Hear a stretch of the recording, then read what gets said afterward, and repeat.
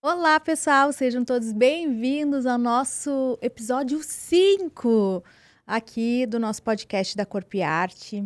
Eu tô com a doutora Daniele hoje para a gente falar de um assunto que foi uma sugestão de vocês, falar um pouquinho sobre o intestino, mas não só a gente imaginar que o intestino é para determinadas coisas, a gente vai falar de uma forma muito mais ampla.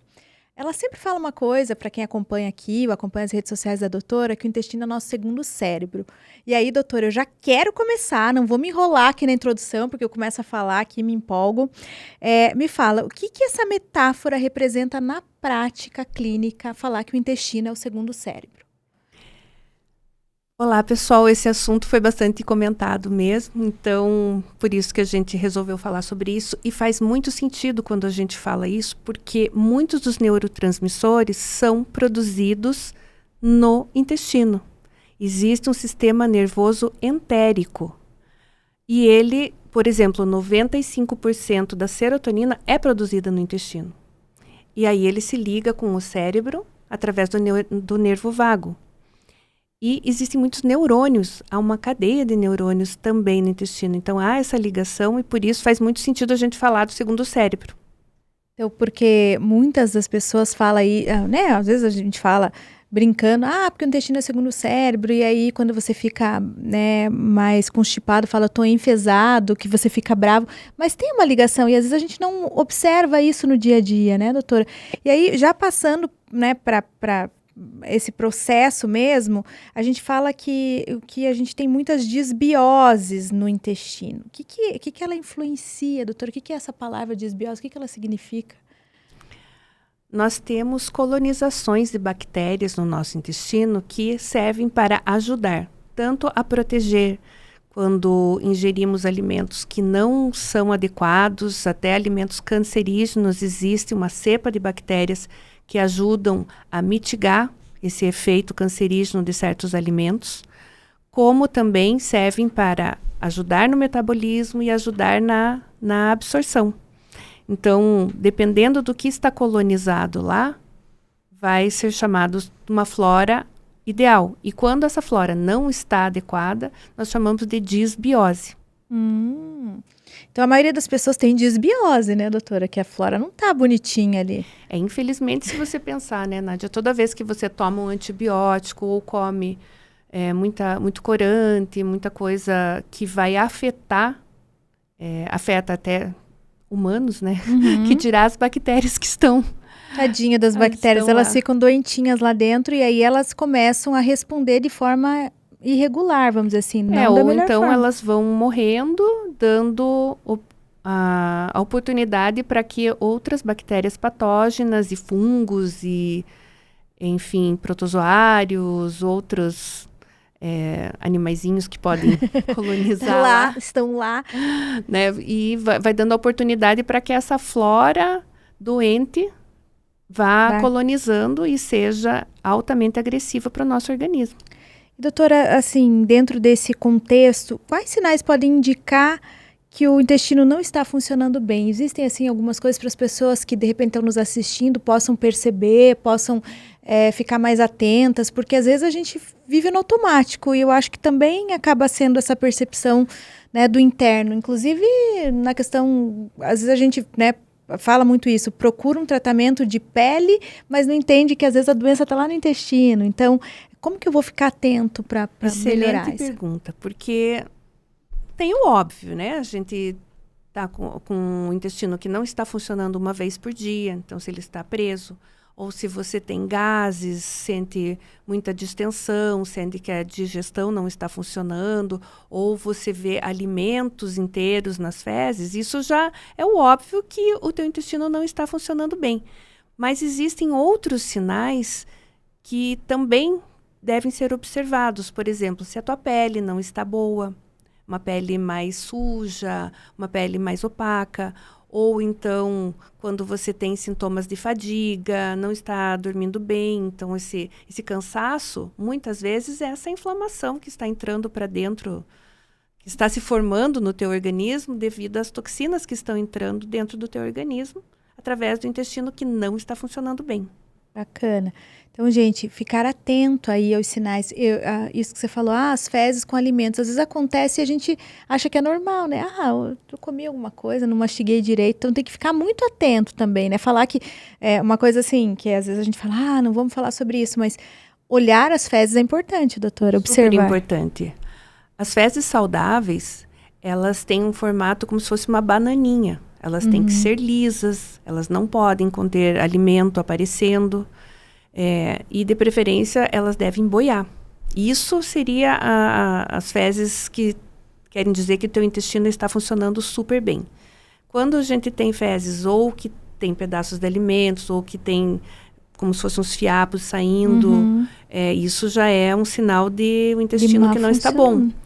Ou então, quando vem as fezes em formatos de pequenas bolinhas, isso além dele não estar bom, por quê? Porque ele ficou muito tempo parado dentro do intestino e a água foi sendo sugada, por isso que ele não formou aquele bolo fecal, que seria o ideal. Então, gente, essa coisa de, eu tenho nojinho, melhor você começar a observar e ficar mais atento para que você também tenha, né, uma resposta adequada de como é que está funcionando lá dentro. Porque como é que eu vou saber, né, doutora, assim, se eu não vou, de repente, no médico ou se eu não me preocupo com isso, muitas vezes, quando eu for me preocupar, às vezes já é tarde demais, né? Esse é um assunto que às vezes é até um pouco de tabu, mas é importante você olhar assim, porque isso vai mostrar, assim, é o início para você ver se está funcionando bem ou não o seu intestino.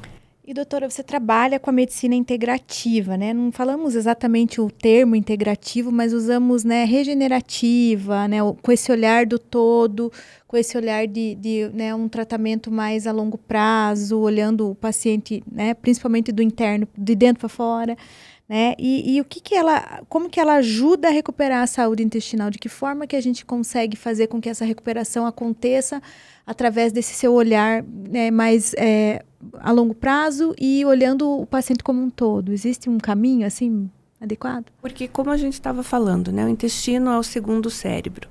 E se você está com alterações no teu organismo, geralmente a base é lá no intestino. Então, o início de qualquer tratamento, seja ele estético, seja ele de saúde, seja ele uma coisa para prevenção, tem que ser olhado para o intestino. E aí a gente tem que olhar primeiro nos exames, se há um perfil inflamatório já alterado ou não, mas sempre vai começar lá, fazendo uma detoxificação. A doutora comentou do inflamograma, né? Que eu ficou na minha cabeça agora, eu falei, preciso fazer um inflamograma. Inflamograma, sim, são exames, até é interessante, se o ouvinte tiver vontade de já pesquisar, né? O ácido úrico, a lipoproteína A, a homocisteína, o fibrinogênio, são os exames fundamentais para a gente, e a proteína C reativa ultrassensível, são os 5 exames que fazem parte do inflamograma, os principais para a gente olhar se eles estão alterados. A gente já sabe que já liga acende aquela luz vermelha ali, tipo, sim, é hora que essa inflamação já passou para o organismo todo, que não é só uma desbiose, doutora, não é só uma alteração inicial ali. Então, se você já tem essa alteração nos teus exames, isso já significa que teu tratamento vai precisar ter uma desintoxicação bem importante. E já aproveitando para utilidade pública. Né? Vamos lá, isso aí, doutora. O que seria interessante? Eu quero começar a fazer uma desintoxicação em casa, o que eu posso fazer? Procure o básico. Comece com alimentos que a sua avó usaria, né? Então, comece com mais frutas, verduras, legumes, raízes. Isso tudo são alimentos que o teu intestino entende como saudáveis e, aos poucos, essa flora vai acabar melhorando se você colocar as coisas boas na tua alimentação e retirar as coisas ruins. O que são coisas ruins, doutora? São os alimentos processados, corantes, conservantes, os laticínios no geral, o açúcar, o glúten. Mas, assim, comece tirando primeiro os alimentos que a gente sabe que não são saudáveis. Por exemplo, né? Tirar os embutidos, né? Que a gente já tem, né, os embutidos, as coisas que você compra prontos, congelados. Tudo isso tem muito conservante. Que é aquela coisa para facilitar, né? Depois que a gente começou a conversar, Hoje em dia eu demoro muito mais no supermercado, doutora, porque eu olho um pouco mais os ingredientes. Parabéns. Né? E eu gosto de cozinhar, então esse é um hábito, mas aí eu comecei a olhar os ingredientes. E, por exemplo, pão, né? Mesmo sendo, vou lá comprar pão, eu quero um pão mais saudável, mas às vezes o mais saudável também está lotado de conservante que vai durar por 60 dias aquele pão. Eu falei, não, você faz um pão em casa e ele dura 60 dias? Né? Não vai durar, né? Então, você olha que ele tá cheio de conservante e não adianta. Então, eu prefiro levar, às vezes, uma coisa mais, né, assim, ali do dia para eu comer naquele mesmo dia ou fazer, do que levar. Então, sempre que você pode fazer em casa, você vai ter, né, uma coisa mais saudável. Qualidade melhor, mais saudável, sem nada de conservante, porque a gente, né, o máximo você vai colocar um fermento ali e tal. Então, isso foi muito, ligou esse alerta para mim, eu queria trazer até essa reflexão aí para quem está nos assistindo, porque às vezes a gente deixa passar, né? A gente olha e fala assim, esse pão é pão de centeio, vai ser melhor, porque vai fazer, né, menos, vamos dizer, não estou comendo tanto com glúten, ou é um pão de aveia, enfim. Mas daí também o conservante lá no alto, você fala, não adiantou nada, eu estou tirando uma coisa e estou devolvendo outra droga para dentro, né? Então, não adianta você tirar uma coisa e colocar um monte de outras porcarias junto. E, doutora, falando em intestino e estilo de vida, também, né? Sono, essas questões também influenciam bastante, né? Tem que melhorar isso para poder ter uma resposta. A melatonina, uma boa parte dela também é produzida no intestino. Então, se você não está dormindo bem, provavelmente o teu intestino entra nesse processo de ter que ser regularizado para poder funcionar, além de outras coisas como estresse, higiene do sono, né? Que é aquela coisa de não ficar na tela uma hora antes de deitar. Mas, assim, pode ter certeza que tem um coadjuvante aí intestinal, se não for a principal causa. Olha lá. Então, às vezes você está dormindo mal e você acha que é uma questão do sono e o problema está no teu intestino. Fica atento, fique atento. E, doutora, vamos falar sobre um assunto que muitas mulheres têm. Até pouco tempo não se falava no nome que esse problema aparece e as pessoas tendem a confundir. O que é o lipedema e por que tantas mulheres demoram para ter esse diagnóstico dessa diagnóstico correto dessa doença? Pode chamar de doença? É uma doença, doutora, o lipedema? Uma condição clínica, hoje a gente já coloca como existindo uma condição genética, mas ainda está em pesquisa. Mas o lipedema, ele foi descrito em 1940 pela primeira vez. Olha só. Mas ele foi reconhecido como uma alteração e está no Código Internacional de Doenças desde 2022. Nossa, bem recente, doutora. Sim, por isso que não se falava. Exato, porque já foi descrito algumas vezes, mas não foi reconhecido como uma alteração. E hoje, com os estudos mais modernos, a gente sabe que há todo um complexo causando essa alteração sistêmica. E para um leigo como eu, o que é o lipedema, doutora?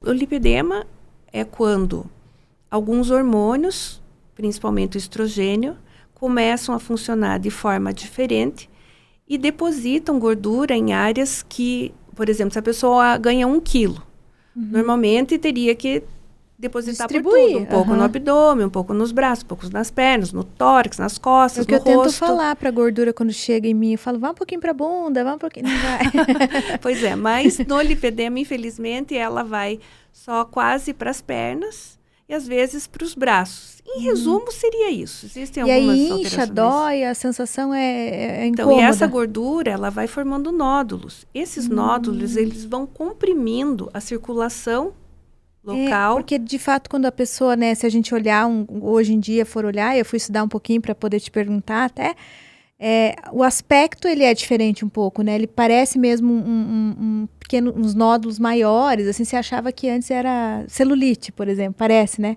Sim, em alguns casos ela é confundida com celulite. E eu vou colocar uma coisa aqui, às vezes, talvez tenha muito a ver isso de... as pesquisas ainda estão avançando nesse sentido, mas quando essa gordura vai se depositando lá, ela vai se depositando de uma forma errada, como se fosse entrelaçada, que depois, para emagrecer, essa gordura é muito difícil. Ela não se perde, Ela assim? não sai ali tão fácil, porque ela vai sendo condensada através dessa alteração do estrogênio, fazendo nódulos. Esses nódulos vão comprimindo vasos, vai ficando Isso que muito dói. fácil de ficar roxo, né, fazendo hematomas, a pele muda o aspecto, dói muito a compressão. Então, muitas vezes a pessoa se acha dolorida, mas é porque ela tem um quadro ali de Entendi. lipedema que agrava muito essa sensibilidade. E doutora, assim, as mulheres que têm isso, até pouco tempo elas tratavam de forma talvez errada, assim. Até depois de 2022 começou-se a ter um estudo maior, mas até então a resposta era muito vaga, não existia, porque não... Olha, Nádia, eu sou uma portadora de lipedema. Olha só, doutora. Sim, sempre achei que eu tinha pernas grossas e que a minha mãe também tinha. Que era de e família. Que a minha bisavó alemã também tinha. Eu vejo as fotos da minha bisavó e é característico que aquilo é um quadro de lipedema que não era diagnosticado. E eu mesma, dentro da área da medicina estética, não é uma coisa que se falava até uns anos atrás. Eu vou te falar que a primeira vez que eu ouvi esse nome foi em 2020. Nossa. Então, olha só, gente, então não se sinta assim desinformada ou desatualizada, porque mesmo, né, a doutora vivendo nesse meio, esse tema só veio, né, começar a ferver aí na medicina em 2020, 2022, que foi realmente diagnosticado e como assim, algumas pessoas, elas têm um acúmulo só nos glúteos, outras têm glúteos e coxas, e outras têm glúteo, coxa e perna, e outras, severo, além dessa área, braços. braço. Né? Então, essa gordura, ela vai fazendo nódulos, e se a pessoa não tem um hábito de vida bom, essa inflamação está muito incipiente na pessoa, há uma grande piora de todo o quadro, porque isso tem muito a ver também com o estrogênio. Porque se você está inflamada, você está aromatizando os teus hormônios. Então, você está fazendo com que eles vão aumentando ainda mais o estrogênio. E a alteração que tem no quadro patológico do lipedema faz com que esse estrogênio, ao invés de ser metabolizado pelas vias normais, ele volta para o organismo. Então, ele fica passeando. Exato. Ele devia ter um chapeuzinho e ir embora. Não, ele fica com o chapeuzinho e ele nunca mais tira esse chapeuzinho para sair. Ele tipo, fica gostou lá, da festa. Exatamente. Ele fica lá sempre entrando novamente e isso vai agravando cada vez mais o quadro. Então, se você está inflamado, o lipedema agrava muito, muito mesmo. E a alimentação, doutora, no controle do lipedema ajuda? Então, a alimentação, ela vai ser a base dessa inflamação. Então, Entendi. se a gente está falando de melhorar intestino, melhorar o quadro de inflamação, de desbiose, isso vem da alimentação. Então, assim, fazer uma dieta anti-inflamatória e ter hábitos, melhorar totalmente teus hábitos vão te ajudar a reduzir um pouco essa inflamação, embora ela não vá embora, né? Aparentemente não é algo que você assim, não tenho mais lipedema. Ele pode ficar controlado. O lipedema não tem cura. A gente consegue, ele tem graus, né, até o 5º grau, mas a gente consegue chegar com um paciente no grau 0. Entendi. Mas ele tem um grau lá. Então, se você comer errado ou começar, né, o teu estrogênio pode... sempre estar sendo olhado para que... Entendi. Que importante, né, doutora? Olha que alerta. É o que eu mais estudo. Viu? Não, porque você, né, ao se descobrir, mesma, né? Sim. E aí, quero até saber de você. No contexto da estética e bem-estar, o que pode ser feito? Porque eu sei que você desenvolveu até meio que um protocolo, um projeto por conta do seu próprio histórico, né? Então, a gente associa, além de detox, a gente vai tentar fazer com que tenha picos de antioxidantes durante o processo de desinflamação. Entendi. Muitas vezes esses picos vão ter que ser, às vezes até injetável. Não é o usual, mas quando eu preciso de uma dose mais alta, eu preciso usar isso também. Isso, né? E antioxidantes que ajudam muito, tipo resveratrol. Só via oral, ele não vai ter esse pico. Então, muitas vezes, a gente tem que fazer intramuscular ele. Ou existem até implantes, eu ainda não sou muito dos implantes, mas existem até implantes de resveratrol e outros antioxidantes, como NAD, H, enfim. Mas esse é um assunto para um outro podcast. Já temos um tema. Mas, enfim, então a gente precisa olhar sempre para esses antioxidantes para ajudar nessa desinflamação e controle da inflamação do organismo. E dentro disso, lá na clínica, por exemplo, você faz uso das tecnologias também? Sim, a gente associa tecnologias até para tentar mobilizar melhor essa gordura. Porque como fica como se fosse, né, um nódulo mesmo, mais para você... Então, as tecnologias da crio, da radiofrequência, elas são utilizadas também, ultrassom, enfim. E a resposta começa a aparecer, dá aquela animada, assim, doutora? Sim, nossa, é diferente, assim, tipo... Porque eu pego pacientes que têm nodulações nos braços mesmo, não só nas pernas. E isso, assim, acaba dificultando você colocar biquíni, você se sente um pouco, né, assim... Não só pela estética, isso dificulta para o dia a dia. Porque a gente fala que dói, né, incomoda. Dói, o que eu mais escuto, assim, que as pessoas falam que elas parecem que estão carregando aquelas tornozeleiras de academia, de 2 quilos em cada perna. Imagina. Então, há um grande... Imagina quando termina o peso, dia, né? Um peso, quando termina o dia, muitas dores à noite. Então, muitas vezes as pessoas acham que tem pernas inquietas e é lipedema. Nossa. E drenagem linfática também pode ajudar? Super importante. A gente usa botas pneumáticas também para ajudar nessa drenagem. Que bacana. Olha, então se você aí, né, de repente percebeu ou percebe que você tem esses nódulos que a doutora falou, que começam a incomodar, que você se sente cansado no fim do dia ou durante o dia, né, tanto nos braços, nas pernas, na bunda, enfim, no quadril, fique atento, marque uma avaliação com a doutora, porque ela é expert nesse tema, viu? Eu estudo bastante mesmo. Que bacana. E, doutora, vamos falar um pouquinho de uma outra doença, porque a minha ideia hoje era trazer um pouco dessas doenças ligadas ao intestino para que as pessoas entendam que, embora o nome da doença seja o intestino está totalmente conectado. E são as doenças autoimunes, né? E eu tenho, por exemplo, um irmão que tem psoríase e a gente sempre trata a psoríase. Não olha para o intestino dele. E talvez o fato esteja lá dentro. Ou qualquer outra doença, como artrite reumatoide, como a tireoide, Hashimoto, enfim. Essas doenças, elas estão ligadas. Todas as doenças autoimunes têm a ver com essa alteração intestinal. Todas. Então, se você tem alguém na família que tem doença autoimune, comece a pedir para essas pessoas olharem para o intestino.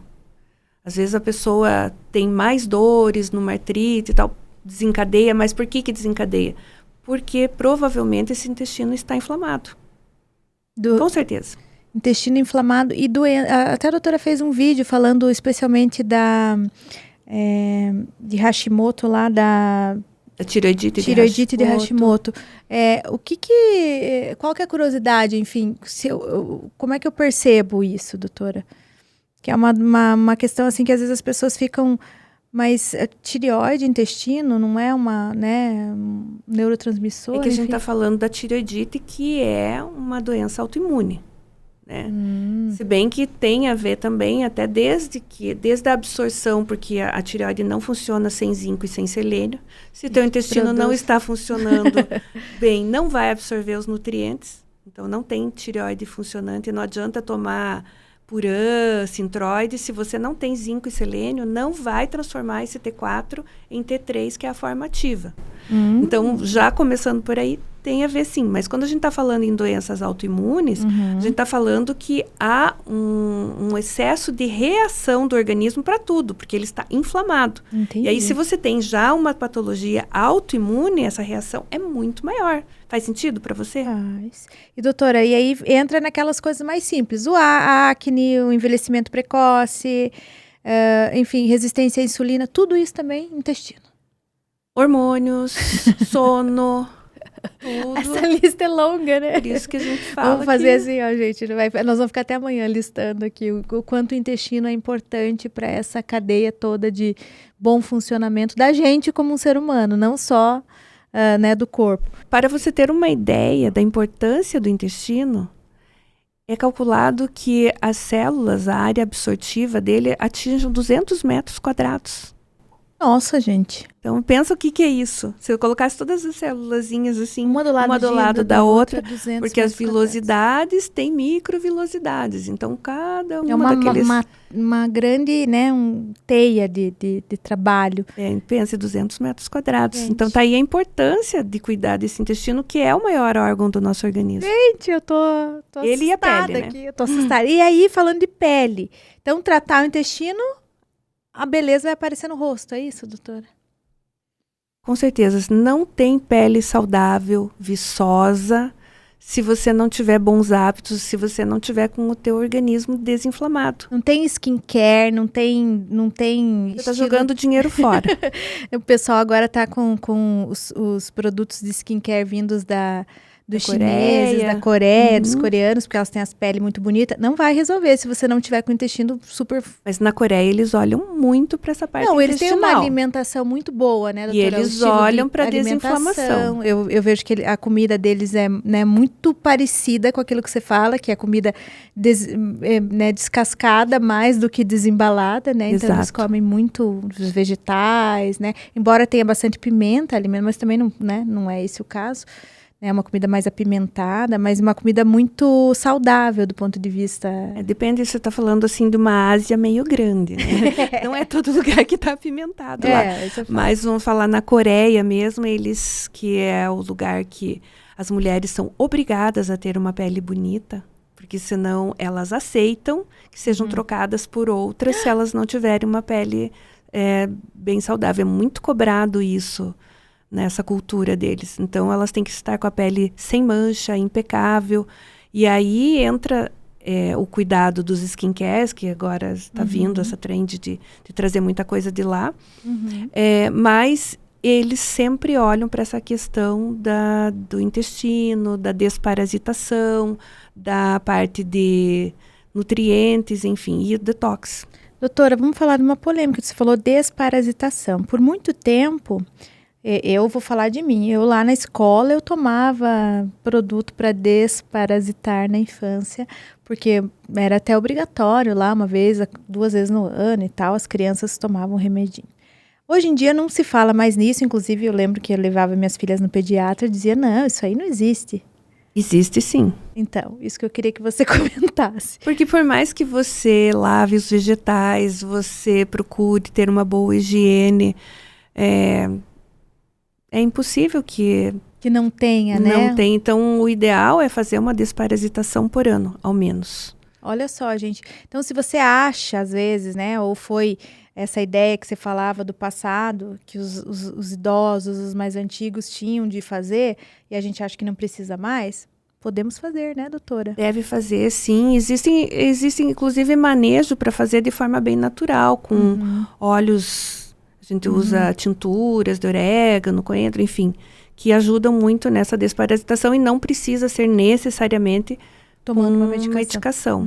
Existem programações de desparasitação, mas isso é para cada caso, né?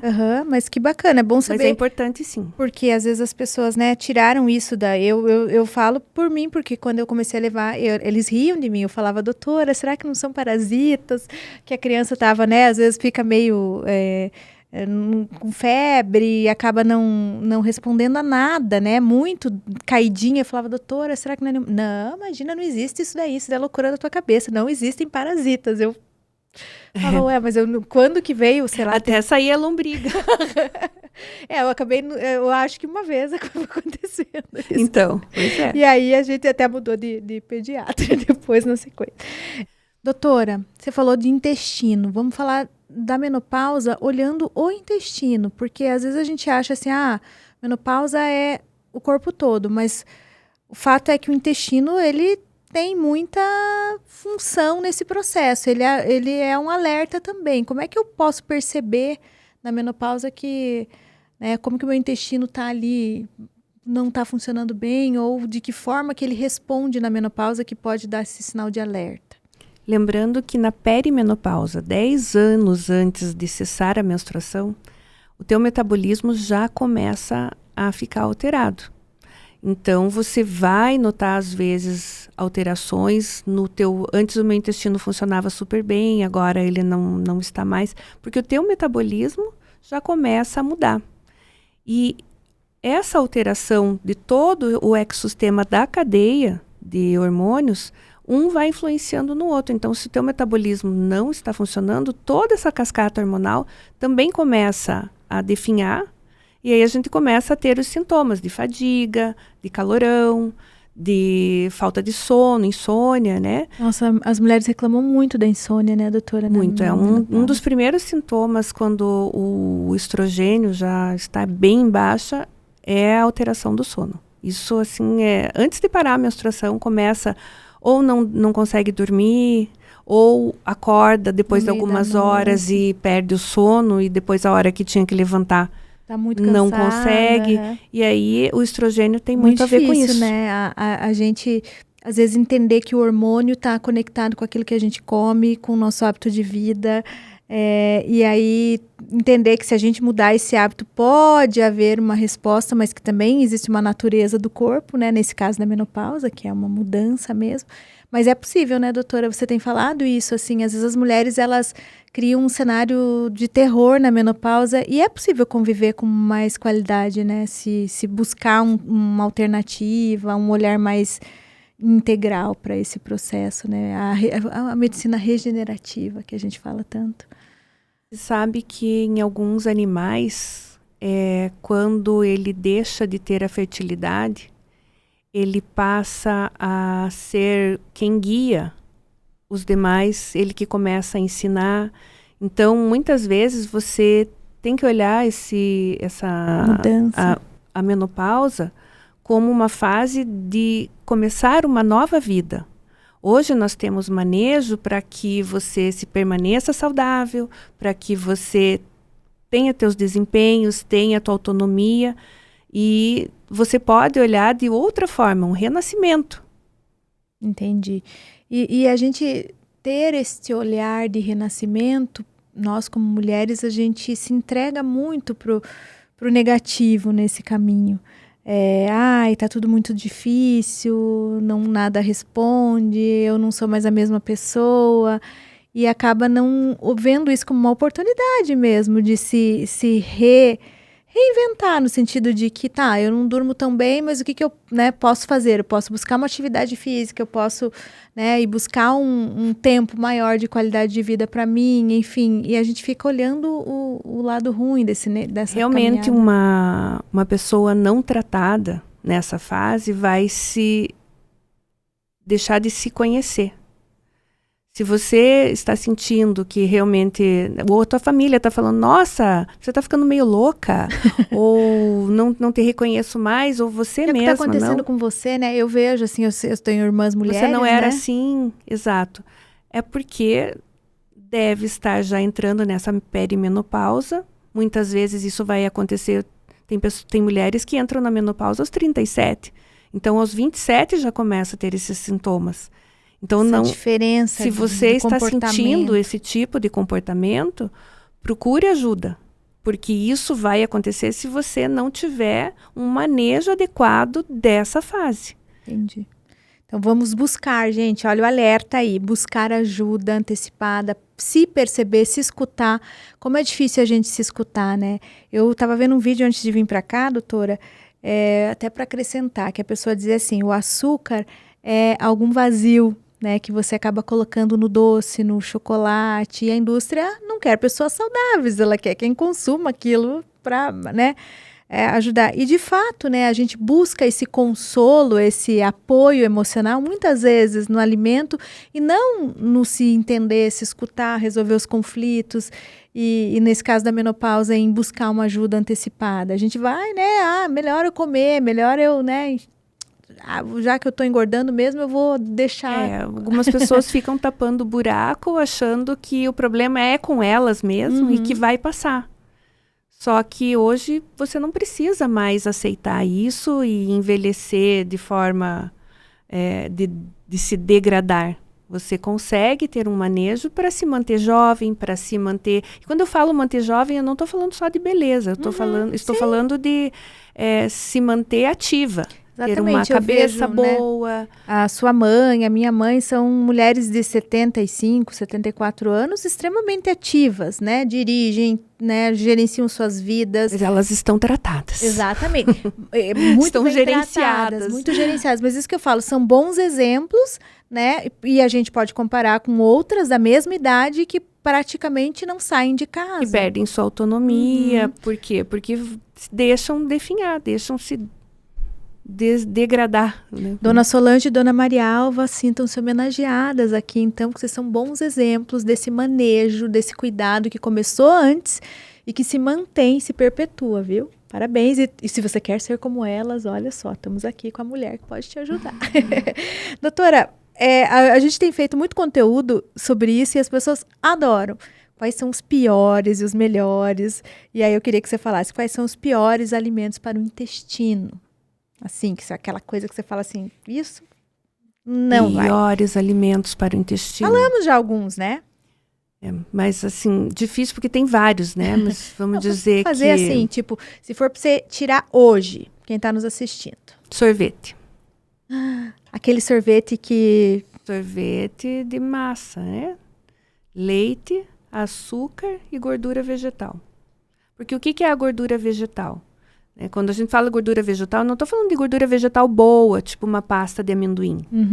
Estou falando de uma gordura vegetal que foi retirada de um óleo de soja, de um óleo de canola, foi modificada para ficar mais endurecida, para ter aquela consistência.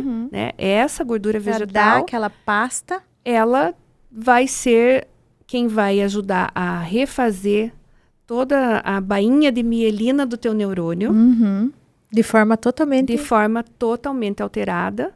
E se você está dando esse tipo de gordura para o teu organismo, é ela que vai formar as outras coisas em você. E aí, então assim, se eu fosse colocar, acho que primeiro alimento, diga adeus ao sorvete. Sorvete, bolacha recheada, que tem glúten, gordura e gordura vegetal.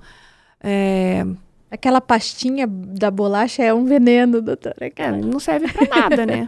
Então, margarina, dá para entrar nessa lista. Óleo vegetal em excesso. Doutora, fale do... O óleo líquido, né? Fale do óleo, que você fez um conteúdo que está viralizando sobre o óleo. Porque ele tem que ser usado solventes. E esse tipo de solvente, ano após ano, você ingerindo, você vai acumulando no teu organismo e ele é neurotóxico, ele vai causar outros problemas no teu organismo. Neurológico. Né? Então, exato. Então, evitar, muitas vezes até é melhor você usar uma banha de porco, se você souber a procedência, do que você usar em excesso o óleo de cozinha. Mas se você quer também, já aproveitando o que é o melhor para cozinhar, azeite de oliva. Tá. Então, assim, não é tirar o óleo, dá para usar o azeite de oliva. O azeite de oliva... Excelente, tem inclusive uma gordura boa, né? É listado como uma gordura boa. Mas o óleo de soja, canola, esses todos eu tiro. Evite. Tá. Né? E assim... Eu não sou assim do 8 ou 80, tipo, né? Tire da sua vida. Cada pequena coisa que você conseguir fazer para melhorar a sua saúde, é um ganho. Se você consegue tomar mais água do que deixar a tua urina muito escura, isso já é um ganho. Então, comece pela água. Se você consegue tirar esse tipo de óleo, deixa só para quando você for comer, por exemplo, fora. Né, você vai sair, é difícil você falar, eu quero saber a procedência do óleo, né? Eles não vão, tem né? como, né? Então, mas na tua casa... Faça esses pequenos ajustes na alimentação. Eu vejo que em muitos estabelecimentos usam um tal de um óleo de algodão, que deve ser ruim também. Também, porque ele também precisa desse tipo de solvente. Então, assim, quando a gente vai falar na alimentação, mas se eu comer um Big Mac, fazendo propaganda aí, vai ser horrível para mim. Não tem problema você ingerir uma coisa ruim lá de vez em quando, aquela coisa que a gente fala... Não tem problema você comer errado entre o Natal e o Ano Novo. Tá, olha aí, ó. Mas tem problema se você comer errado entre o Ano Novo e o Natal. Então, deixa essas coisas ruins para exceção. Você vai sair jantar fora, a gente tem uma vida social, mas sempre procure, na maioria não dá para ser aquela dias, pessoa que, né, não convive socialmente porque não come isso, não come aquilo. É difícil, né? Porque a gente vira uma pessoa ruim de convivência, vamos assim dizer. eu né? digo que na fase que você está na detoxificação, tem que ser bem regrado. Para que isso aconteça de uma forma mais rápida. Mas é um momento ali, Mas né? aquele momento. E aí depois você vai...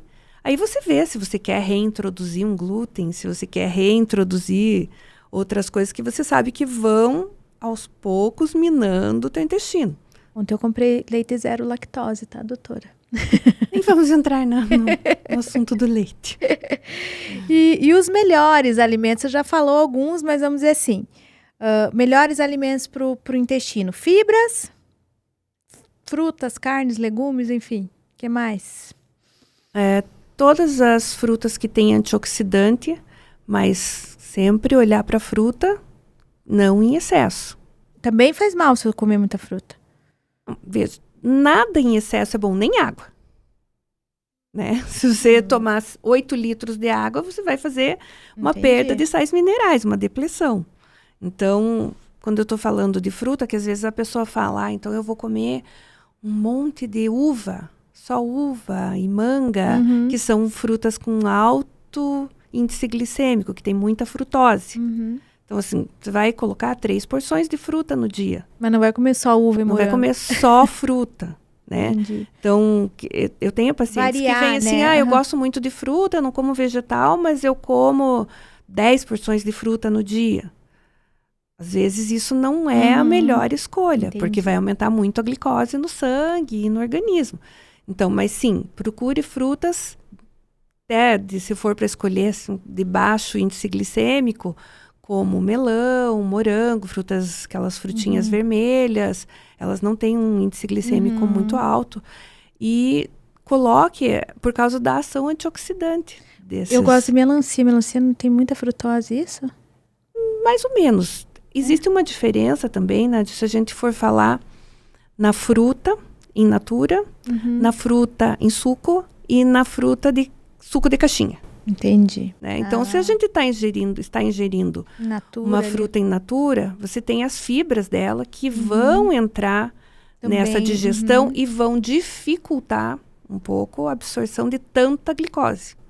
Por isso que é melhor você comer uma laranja com bagaço do que você tomar um suco de laranja. Entendi. Mas, é proibido? Não tem proibição. Não é proibido. É pensar. São escolhas que você tem que fazer no teu dia a dia. Porque senão depois eu vou acabar tendo que comer lá sementes e cereais também para eu ter, né, Então, se eu comer uma laranja com bagaço, eu já estou ajudando meu intestino de forma mais completa, é isso? Sim, você também já está ajudando a ter fibras para que as bactérias boas consigam sobreviver lá dentro. Eu estou dando alimento completo para elas, né? É isso aí. E, doutora, alimentos fermentados, eu sei que você faz lá, acho que com iogurte, né? Se você que produz o seu iogurte lá na sua casa, enfim, vale a pena? Eu gosto bastante de usar o kefir. Isso, o kefir. Isso que kefir, né? Então, o kefir de leite ou o kefir de água é uma forma de você ter uma colonização de bactérias boas no teu intestino. Agora, comprar aqueles fermentados não compensa. Que vendem no mercado, não é uma... Tem muito açúcar, né? Agora a gente tem os sem açúcar, aí melhor. E você pode comprar kombucha, você pode comprar também kefir. É melhor que nada. Tá, e se a pessoa produz kombucha em casa, ótimo. Ótimo. Né? Maravilha. Então eu vou começar a fazê-la. Minha produção de kombucha. Prebióticos, doutora, o que teria nessa cadeia de um bom alimento, dentro dos prebióticos aí? As fibras, né, no geral, são consideradas, é o que a gente acabou de falar, porque você está fazendo com que o teu organismo consiga dar alimento para essas bactérias boas. Doutora, é a favor ou contra alho na comida? Porque tem gente que fala que alho faz bem, uns que falam que alho faz mal. Eu já não sei, doutora. O alho tem substâncias, a alicina é uma substância muito que é antioxidante, mas se em excesso também ele tem outros fatores tóxicos. Entendi. Então, o meio termo não exagerar, é bom. Se colocar muito alho também mesma não vai... coisa a cebola, ela tem a quercetina, que é altamente anticancerígeno. E tem outras ações. Mas também em excesso não vai ser bom. E tem pessoas que têm sensibilidade que às vezes não conseguem digerir de forma adequada. Doutora que gosta de viajar, sempre tem especiarias na sua casa. Existem especiarias anti-inflamatórias, doutora? Você até fez vídeo sobre isso, né? Olha, que a tem maioria uma grande delas, farmácia na sua casa. A maioria das especiarias, elas têm ação antioxidante, né? A gente vai na medicina dos antigos, então você vai ver um cravo como digestivo, você vai ver uma canela como que vai ajudar em cólicas, na melhora da função Os antigos, uterina. eu tomava muito chá de canela Então, né, sem falar que ela ajuda no humor. Aí a gente entra... Nossa, a cúrcuma, né? Hoje você ela fala tá o muito, queridinha, gente, né? Mas se que vocês realmente... entrarem na rede social da doutora, a cúrcuma, ela é o top one lá dos... A cúrcuma, ela melhora o metabolismo, ela tem vários flavonoides, então a cúrcuma... Mas se você começa a estudar a fundo todas as ervas da medicina natural, você vai buscando. Só que entra aquela coisa, sempre nada em excesso é bom. Né? Até uma dica que a doutora deu, que eu gostei muito, e depois disso eu comecei a usar, a cúrcuma no ovo, né? Porque às vezes assim, a gente não tem muito, às vezes no dia a dia você fala, não vou pôr cúrcuma em tudo e tal. Então, se você come, né, o ovo grelhado, manhã, você salpica ela, põe fica maravilhoso. Cúrcuma. E ela tem a cúrcuma em casa, gente. Então, ela produz a sua própria cúrcuma seca. Tem vídeos, vocês vão ver aí na rede social. E a água, doutora? A água é muito boa para o intestino, né? Tem que estar... É fundamental, né? Então, porque é lá que a gente vai fazer essa troca. Não vamos falar água boa para o intestino. Se a gente pensar que quase 80% do nosso corpo é feito de água, e a gente precisa estar lavando isso, assim... O tempo inteiro? Falando num modo... Né? Você precisa fazer essas trocas hídricas. E aí, se você não dá água para o teu organismo, você está com uma calçada suja. Vamos jogar um monte de água ou vamos só passar um paninho? O que vai limpar melhor essas células? Né? Então, a grosso modo, se você quiser decorar, cada 20 quilos, tome 1 litro de água. Se você pesa 60 quilos, isso assim, já super faturando, né? Super colocando, que são 35 a 40 ml de água por peso. Por quilo de peso. Então, mas se você quer entrar, porque sempre a gente vai ficar abaixo disso, né? Então, 60 quilos, 3 litros, 80 quilos, 4 litros. Então, tem que ter disciplina de tomar água, né, doutora? Tem que ter. E quando eu tomo pouca água, minha urina fica mais escura, tem essas coisas que aparecem na urina, no volume de urina. Você até faz um exame, né, para ver quanto a gente... O volume de urina, em alguns casos, mas então, é importante a gente olhar para a cor que está essa urina. Isso que é a melhor forma de determinar se eu estou tomando bastante água. Se você está tomando água de forma adequada ou não. Porque a tua urina precisa ficar bem clarinha, quase transparente. Então, se ela está mais amarelada, é porque o teu rim já está sofrendo para fazer essa limpeza. E o que a gente quer quando a gente quer... A gente está falando de inflamação, a gente está falando de desintoxicar. O que a gente precisa? Estar com as vias de excreção trabalhando bem. Quais são essas vias? Fígado, intestino e rins. Então, se você quer ter um rim bem funcionante, você tem que dar água para ele poder levar essas toxinas levou tudo embora. Que ele limpou ali, né? E aí ele levar embora. Senão fica ali parado, vai gerar. E você tem que dar água para o teu intestino para que ele consiga absorver o que o teu corpo precise, mas que ele deixe um pouco no bolo fecal. Porque senão fica aquelas fezes em bolinhas e o intestino vai acabar tendo que trabalhar mais devagar para poder pegar toda a água que você não deu. Então, ela tem... E com isso vai entrar mais toxina, porque vai ficar tudo aquilo lá parado dentro do teu organismo. Doutora, reuni agora aqui umas perguntinhas do público, tá? E uma das pessoas falou assim, se é normal ficar 2 a 3 dias sem ir no banheiro, porque o intestino dela só funciona a cada 2 ou 3 dias. É normal? Não é normal. O intestino tem que funcionar todos os dias. Existe até uma forma de você fazer uma higiene do intestino, vamos dizer, do hábito intestinal, onde o certo do intestino mesmo é você acordar de manhã e ele funcionar antes de você comer. Olha só. Se você quer saber, assim, tipo, o ótimo do intestino é você... Então, acordar se isso... já com aquela vontadinha, né? Você vai fazer o primeiro xixi da manhã e tal, mas dali a pouco ele vai funcionar. Antes de você fazer a tua primeira refeição. Fazer a ingestão de alimentos. E isso é um intestino super saudável. Né? Então, claro, também não é legal que ele funcione 3 vezes no dia. Alguma coisa não tá legal ali. Entendi. Mas o teu intestino tem que funcionar todos os dias. E para ir acostumando, além de você comer bastante fibras, tomar bastante água, tentar ter um horário para que ele funcione, de preferência de manhã, que você relaxe e fique lá, que ele vai vir. Então, ó, gente, mas tem que ir criando o hábito, ele tem que entender. Tá?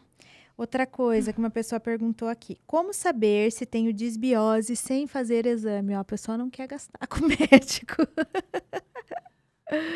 Bem, você pode olhar para fazer... Bom, sem fazer um exame. Para você mas ter aí, doutora, certeza. Eu acho toda que aquela alteração que você a gente falou, comentou né? hoje. Constipação, né? Começa pelo básico, né? Se o teu intestino está funcionando de manhã, a hora que você acorda, pouco provável que você tenha. Mas, alguma disbiose. Mas não dá pra gente afirmar assim, né? Então, assim, o ideal é fazer exame, né? Ó, mas né? todos os sintomas que a gente falou agora... Você vai assistir o EP todo, você já vai se encontrar ali, né? Aqui uma pergunta que você já respondeu, se o lipedema tem cura, né? Ele tem controle com o manejo correto. E aí a doutora pode te ajudar com isso. E aí, outra questão que tem aqui até tava, quando eu abri a caixinha, uma pessoa perguntou se o lipedema era só estético. Não, né? Você já explicou lá no começo, a qualidade de vida, né? É uma consequência, né? A questão estética, né? Desse processo. Uma outra pergunta que veio aqui, ó, de menopausa, doutora. Por que engordo tanto na menopausa, mesmo comendo igual? A partir dos 30 anos, a gente começa a perder massa magra. Aos 40, isso se intensifica e cada década... tua massa magra vai diminuindo. Um banco de massa magra na juventude vai fazer com que você tenha uma performance melhor na terceira idade. Hoje já estamos falando em quarta idade. Eu gosto muito de cuidar da quarta idade, porque quando a gente fala terceira idade, está falando 60, 70, mas hoje... as pessoas estão vivendo 80, 90 e é muito delícia, gratificante, né? Quando você vê uma pessoa no auge da sua senilidade, mas com uma cabeça boa, com autonomia. Quando a gente fala do peso, a gente tem que pensar que o teu gasto metabólico, se você não tem músculo, vai caindo. Então, e aí, por mais que você pese os mesmos 50 quilos que você tinha aos 25, você pesa os mesmos 50 quilos aos 50, a quantidade de massa magra, que músculo pesa mais, é menor. E aí teu metabolismo está alterado. Mas sempre é hora de começar. Eu percebo assim, né, que a gente vai ganhando gordura também com a idade em pontos que é mais difícil de perder, né? A pochete, que a gente fala, que é aquela barriguinha da menopausa, que muitas mulheres às vezes são muito magras, e daí quando começa a menopausa, elas ganham muito mais gordura no abdômen. E é mais difícil de perder, né? Que isso tem a ver com alguns hormônios. O DEA, que é um hormônio que não se fala muito nele, e é precursor dos outros, é o maior causador de acúmulo de gordura na cintura, de aumento da cintura. Então, quando você... Eu odeio DEA. Não, ame. Então tá. Ame, porque quando você faz a reposição dele... ele te deixa que bonita. Aqui no Brasil a gente consegue usando a prasterona. Prasterona é o DEA no Brasil, ou você pode comprar o próprio DEA nos Estados Unidos ou fora. Você consegue, é visível o quanto diminui a região de gordura da cintura. Nossa, que bom. Então, ao repor, você já começa a perceber? Começa. Uhum. Ai, que benção. Sem falar em outras coisas, que o DEA, no Brasil teve uma fase que ficou meio obscuro, porque ele aumenta a massa magra em mulher. Mas no homem, não. Ah, entendi. Só que daí a Anvisa entendeu que ele era anabolizante. Ele não é anabolizante. Um dos efeitos dele na mulher, mas não no homem. Aí cortaram, não podia mais ter DEA. Agora tem, na forma de prasterona, que você tem que mandar manipular. Ótimo, doutora. Muito obrigada. Olha, mas tem que gente, ser doses pequenininhas, tá? Tá. Se alguém for querer fazer isso, não faça isso em casa, crianças. Mas você tem que usar doses muito... A gente tá aqui só tirando as dúvidas, tá? Você procura o profissional, o especialista, o médico. É mais para vocês, de repente, assim, tem uma dúvida, mas às vezes você viaja para os Estados Unidos, vou comprar um DEA de 50. É muito alto você tomar uma dose dessa. Não você tem vai que usar a ser tão dose saudável, de 10, 12. Não, assim, lá você compra de 25, 50. Não precisa de receita, inclusive. Nos Estados Unidos, não. Olha só. Então, só que aí, se você comprar isso, você vai ter que partir o comprimido, porque é uma dose muito alta. E sem falar que daí não olhando Para as outras questões. Para as outras coisas, você pode ter queda de cabelo, pode ter acne, enfim. Enfim. Sempre tem um lado bom. Ah, a doutora acabou de falar, né? Nada, né, em exagero vai fazer bem. Mais uma pergunta aqui, doutora. Retirei a minha vesícula. Como que eu posso melhorar a questão do intestino? Tem alguma ligação? Tem uma ligação, mas a vesícula, ela é um depósito, é uma bolsinha. Então, se você mantiver uma alimentação adequada, porque ela vai ser recrutada quando há um excesso, se você come muita gordura, né? Ultraprocessado. Exato, mas principalmente gordura, porque ela é uma bolsinha Pra lavar, né? Ele é um sabão, né? Um sabão. O líquido biliar, ele é um sabão. Então, quando você tem muita gordura, precisa mais sabão para poder emulsificar essa gordura e aí ter a digestão.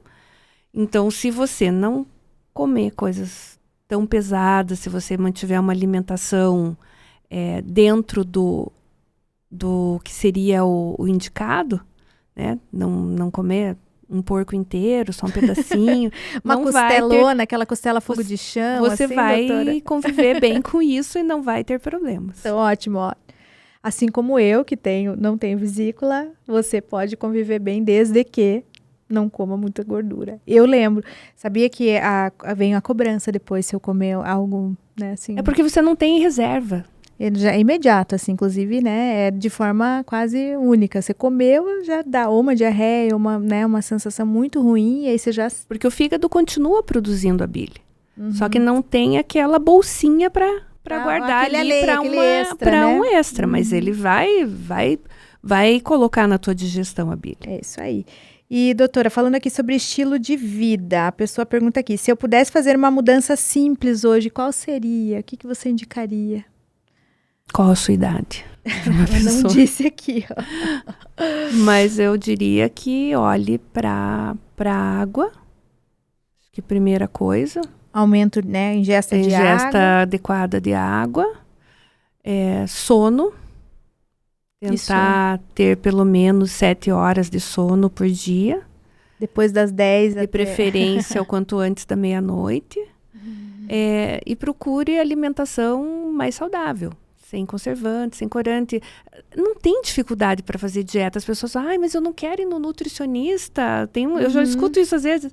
Eu não quero ir no nutricionista porque ele vai me dar. Eu falei, não, ele não vai te dar, que você tem que pegar a chia cultivada pelas freiras alpinas da montanha. Não, ele vai te dar feijão, arroz, legumes. Comida do dia a dia, como você falou, comida do vô e da avó, ovo, né?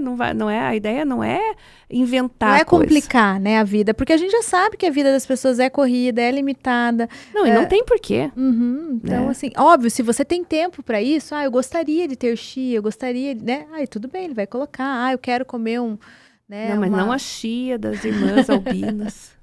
Não toda essa complexidade. Não, a coisa é simplificar mesmo. Ai, doutora, e tão gostoso aqui conversar com você. A gente já tá chegando no fim aqui, porque se eu ficar aqui, nós vamos ficar o resto do dia fazendo perguntas e perguntas. Aí a gente guarda mais ou menos 1 hora para essa conversa. E eu queria que você finalizasse, se você pudesse resumir em uma frase a importância de cuidar do intestino, qual seria? Uma frase ou, né, uma orientação, assim, né? O que você me diria? Sem o intestino funcionar, teu organismo não vai funcionar. Ele é a base de todo o metabolismo, a base de tudo que vai entrar no teu organismo, seja bom ou seja ruim. Então, olhe para esse intestino.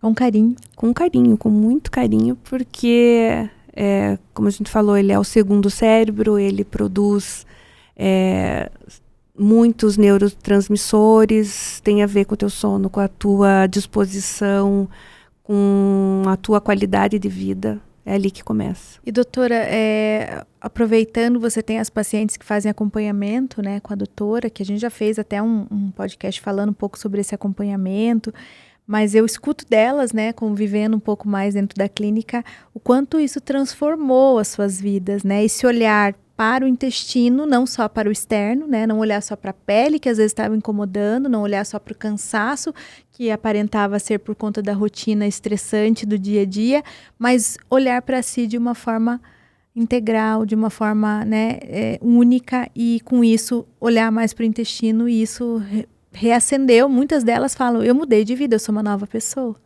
Exato. Faz muita diferença na tua qualidade de vida quando você faz o teu organismo funcionar de forma correta e retira do teu organismo as coisas que estavam atrapalhando esse funcionamento. Então, olha, gente, as dicas hoje foram incríveis, especiais. Não são dicas, a gente fala que são orientações, porque a doutora é médica, então ela estuda isso.